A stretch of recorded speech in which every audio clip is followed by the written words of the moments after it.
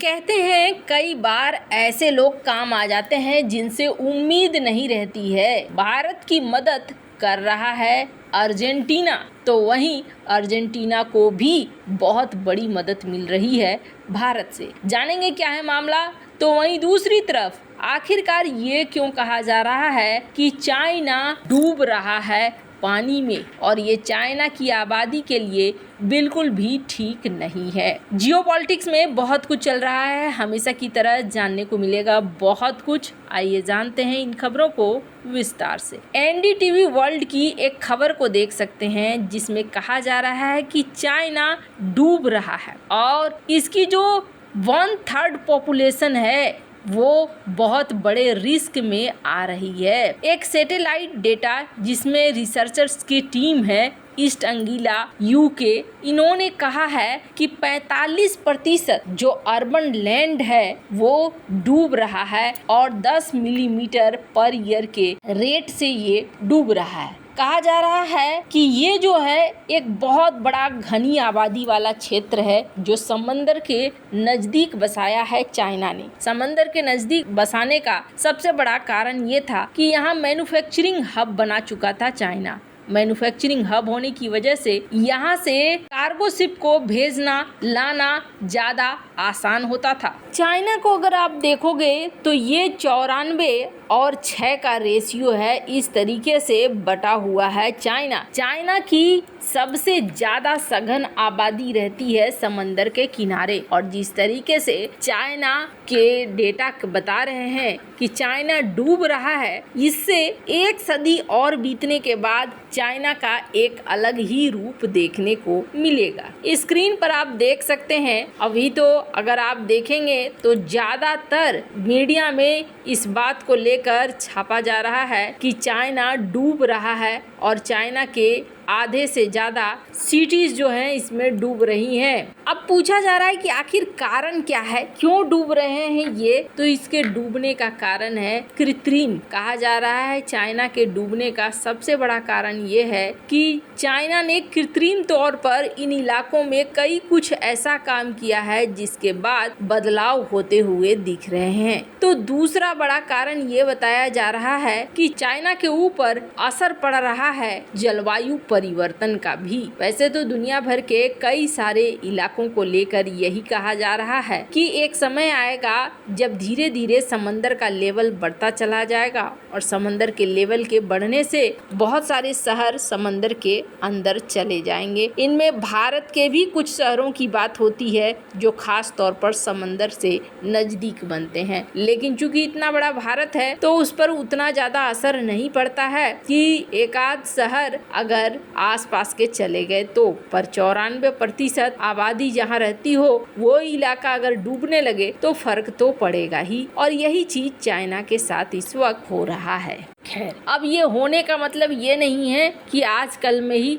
इसमें काफी वक्त लग रहा है और काफी वक्त बाद ऐसा कुछ होने जा रहा है। पर स्क्रीन पर एक शख्स को देख सकते हैं आप। कौन है ये है अर्जेंटीना के प्रेसिडेंट जिनको चेन साओ कहा जाता है। इन्होंने अब एक नई बात कही है। इन्होंने कहा है कि हम नाटो को ज्वाइन करना चाहते हैं। अर्जेंटीना ने नाटो को ज्वाइन करने की बात कही है। प्रेसिडेंट माइली खुद भी इस बात को कह चुके हैं। हालांकि प्रेसिडेंट माइली जब पहली बार सत्ता में आए थे तब भी उन्होंने कहा था कि हमें चाइना को फॉलो करने की जरूरत नहीं है या कम्युनिस्ट देशों को फॉलो करने की जरूरत नहीं है, हम तो अमेरिका के साथ साथ ही चलेंगे। इसी क्रम में ये भी देखने को मिला कि अर्जेंटीना ने $300 मिलियन खर्च करके डेनमार्क के F-16 फाइटर जेट को खरीदा। न तो भारत के तेजस को खरीदा और न ही चाइना के F-17 को खरीदा, बल्कि इन्होंने पुरानी F-16 सेकेंड हैंड F-16 को ही पसंद किया और ये उसे खरीद रहे हैं। इसी क्रम में नाटो को लेकर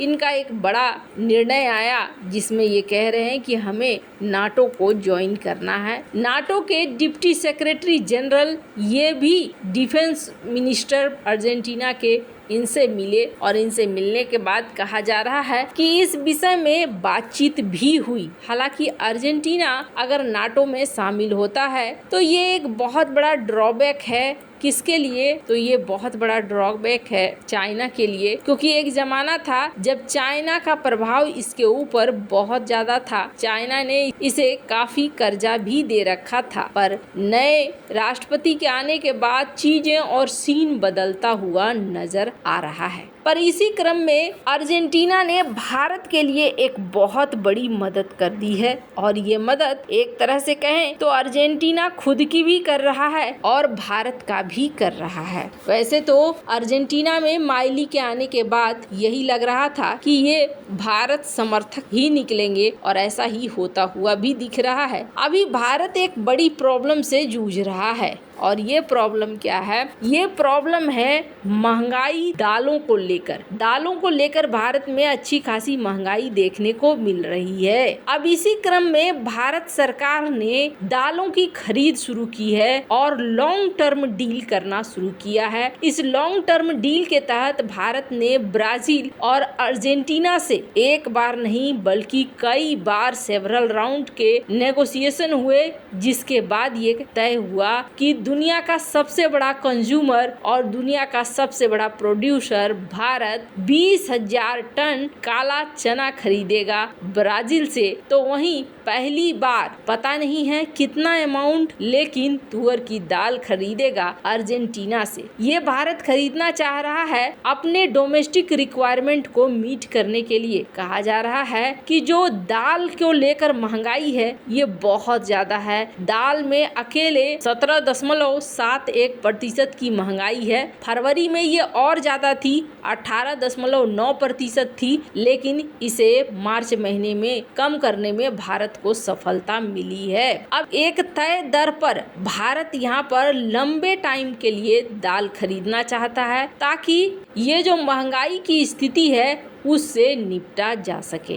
भारत के दालों के प्रोडक्शन में अच्छी खासी गिरावट आई, करीब 23.4 मिलियन टन की गिरावट आई है 2023-2024 में। इससे पहले 26.1 मिलियन टन उगाता था भारत, पर इस बार 23.4 मिलियन टन ही उपजाया गया है, जिसको लेकर भारत के लिए एक मुश्किल बन रही है कि भारत किस तरीके से इसे अपने मार्केट में अवेलेबल कराए और इस रेट पर अवेलेबल कराए कि भारतीयों को ये दालें सस्ते दरों पर मिल सके। इनके आउटपुट को तुरंत तो बढ़ाया नहीं जा सकता है, पर अब यहाँ पर ब्राजील और अर्जेंटीना से भारत खरीद रहा है। वैसे जो चने भारत खरीद रहा है, पहले ये चने म्यांमार के जरिए भारत आते थे, पर चूंकि यहाँ पर कॉन्फ्लिक्ट बहुत ज़्यादा बढ़ गया है, जिसकी वजह से भारत को अलग अलग सप्लायर देखना पड़ रहा है। भारत ने Canada, Australia, Mozambique, Tanzania, Sudan, Malawi और म्यांमार से ये पहले खरीदा करता था। अभी भी इनमें से बहुत सारे देशों से भारत खरीद रहा है, पर